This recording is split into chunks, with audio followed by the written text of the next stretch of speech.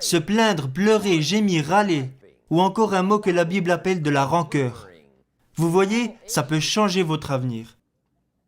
Passez 5 minutes à vous plaindre et vous aurez gaspillé 5 minutes. Peu importe ce qu'il vous faut faire, vous devez essayer. Vous devez vous fixer des objectifs et foncer. Voici votre principal problème. La prudence. Certaines personnes n'auront jamais beaucoup parce qu'elles sont trop prudentes. Maintenant, vous pouvez aussi être trop téméraire, mais vous pouvez aussi être trop prudent. C'est ce qu'on appelle avoir une approche timide de la vie.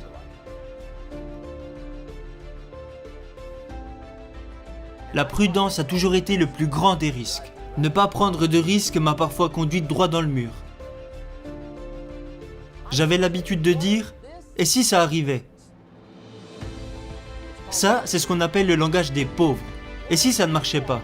Et si ça devait marcher, ça me causerait sans doute beaucoup de problèmes. Je ferais mieux de ne pas essayer. Je peux très bien rester comme ça. Ce qui a changé ma vie, c'est que je me suis rendu compte un jour que tout est risqué.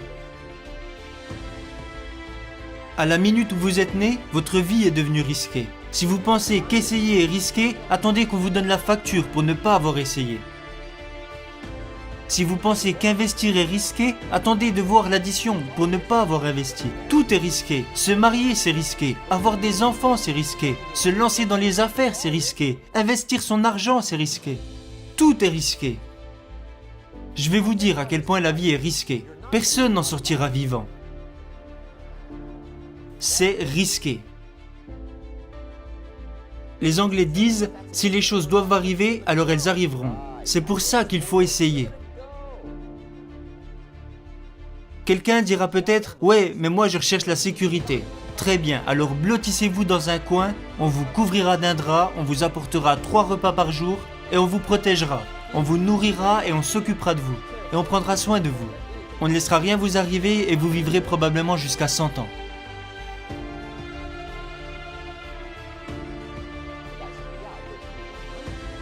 Ce gars vivra peut-être jusqu'à 100 ans, mais quelle étrange façon de vivre sa vie. Alors, ne cherchez pas la sécurité. Cherchez plutôt l'aventure.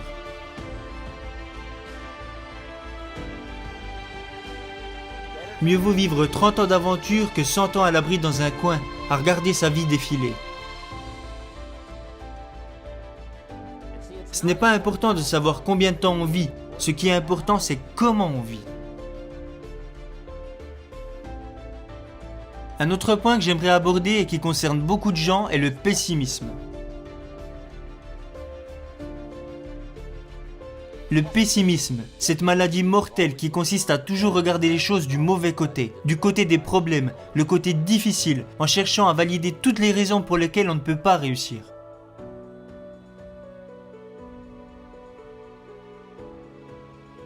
Le pessimiste attire à lui une vie de déchéance. Il n'essaie pas de comprendre ce qui est bien, il essaye de trouver ce qui est mal. Il ne cherche pas la vertu, il cherche les fautes, et quand il les trouve, il est ravi. C'est horrible.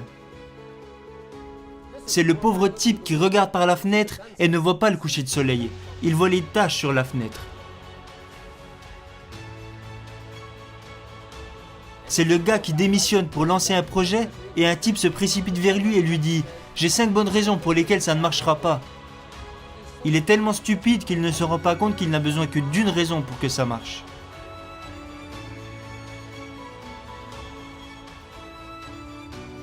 Pour le pessimiste, le verre est toujours à moitié vide. Alors que pour l'optimiste, le verre est toujours à moitié plein. Pourquoi la même mesure affecte-t-elle les gens de 2 manières différentes? La réponse est que tout dépend de la façon dont on voit les choses. Nos vies sont principalement affectées par la façon dont nous pensons que les choses sont, et non par ce qu'elles sont réellement. La façon dont nous pensons qu'elles sont nous affecte davantage. Il y a un sujet que nous n'aurons pas le temps d'aborder ce soir, qui est les meilleures habitudes de pensée. Une des choses les plus importantes que Schoff m'a enseigné quand je l'ai rencontré, il disait « De mauvaises habitudes de pensée maintiennent la plupart des gens dans la pauvreté. Et je ne parle pas de mauvaises habitudes de travail. La plupart des gens travaillent dur, mais ils ne réfléchissent pas. Eschoff m'a appris que l'esprit est comme une usine mentale. Tout ce à quoi vous pensez au cours de votre journée sert d'ingrédient à votre usine mentale. Et c'est ce qui constitue le tissu économique, social et financier de votre vie. Il m'a cité une phrase de la Bible qui dit « Ce que vous pensez, vous le devenez ». C'est magnifique, n'est-ce pas? Il m'a aussi parlé des mauvaises habitudes que j'avais. J'avais l'habitude de commencer ma journée en lisant le journal. Croyez-le ou non, je prenais une tasse de café et je lisais le journal. Je lisais les articles sur les guerres, les émeutes, les meurtres, les coups de couteau, les braquages de banque, les agressions, les accidents de voiture. Je faisais le plein de tout ça et je commençais ma journée. Vous pouvez imaginer le genre de journée que j'avais l'habitude d'avoir.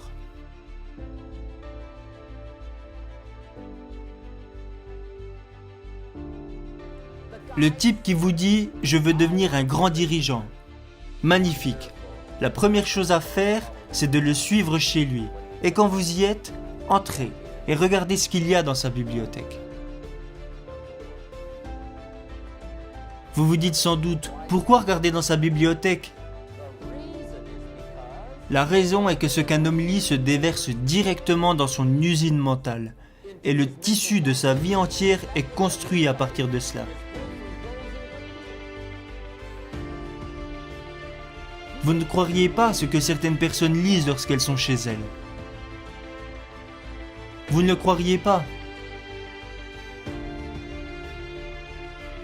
Est-ce que vous pensez que c'est possible d'ingérer du contenu nocif dans votre usine mentale chaque jour et d'en sortir avec une vie riche, dynamique et positive? Ce n'est pas possible. Autant essayer de faire un gâteau avec du ciment. Des lycéens d'une école dans le Connecticut m'ont un jour posé une question. Je parle souvent aux enfants. Les enfants posent parfois d'excellentes questions. L'un d'eux m'a demandé « Monsieur Ron, comment se construire une bonne vie ?» J'ai répondu « C'est simple !» Ce n'est pas facile. Mais c'est simple. Voilà comment il faut procéder. Choisissez de bons ingrédients et éliminez les mauvais ingrédients. Et tout ça commence par vos pensées. Tout commence par vos pensées, alors vous devez être sage et faire très attention à ce que vous pensez, parce que c'est le point de départ d'absolument tout. Vous devez être sage et attentif. J'ai demandé aux enfants, que se passerait-il si quelqu'un mettait du sucre dans mon café? Ils m'ont répondu, pas grand-chose. J'ai ensuite demandé, que se passerait-il si quelqu'un mettait de la strychnine dans mon café? Ils m'ont répondu, ça vous tuerait. Et c'est vrai. Alors, leçon numéro 1. La vie contient à la fois du sucre et de la strychnine.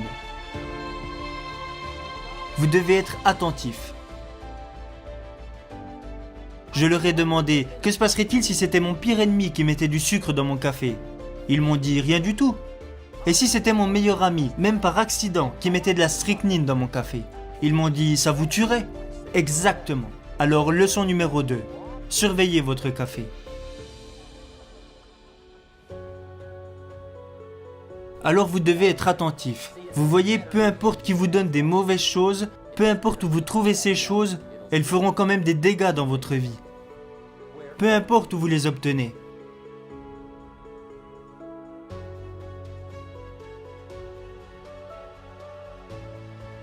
Monsieur Schoff m'a donné l'une des meilleures phrases quand je l'ai rencontré. Il m'a dit « Jim, monte la garde chaque jour devant la porte de ton esprit. »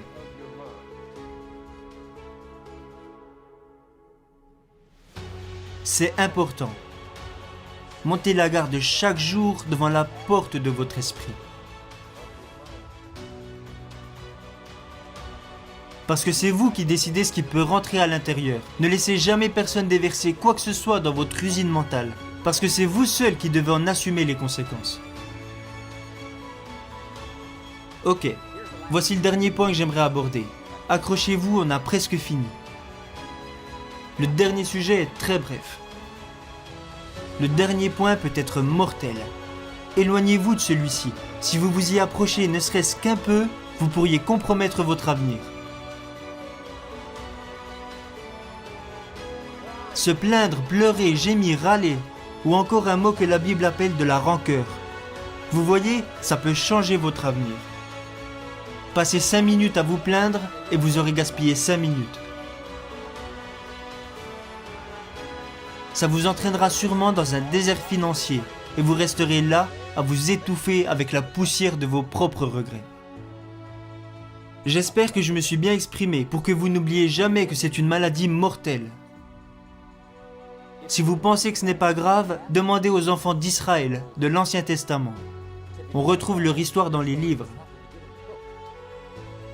L'histoire dit que les enfants d'Israël étaient des esclaves. Dieu a accompli une série de miracles incroyables et les a sortis de là.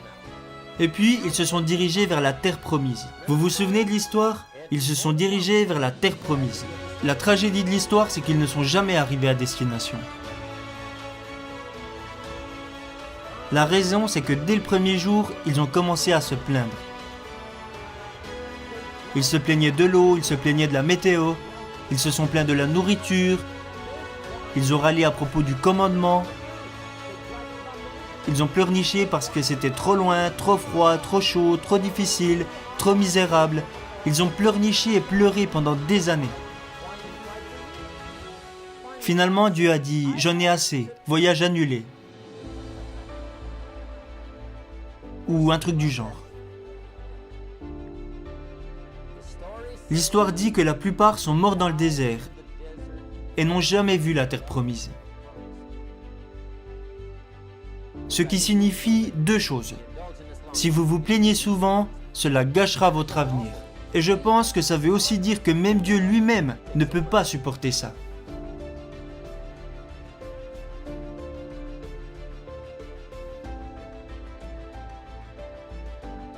Soyez juste attentifs aux choses qui peuvent détruire tout le bien que vous avez construit. La guerre est en marche. Et ce soir, demain, mentalement, personnellement, socialement, économiquement, vous devez vous assurer que vous avez toutes les cartes en main pour gagner cette guerre.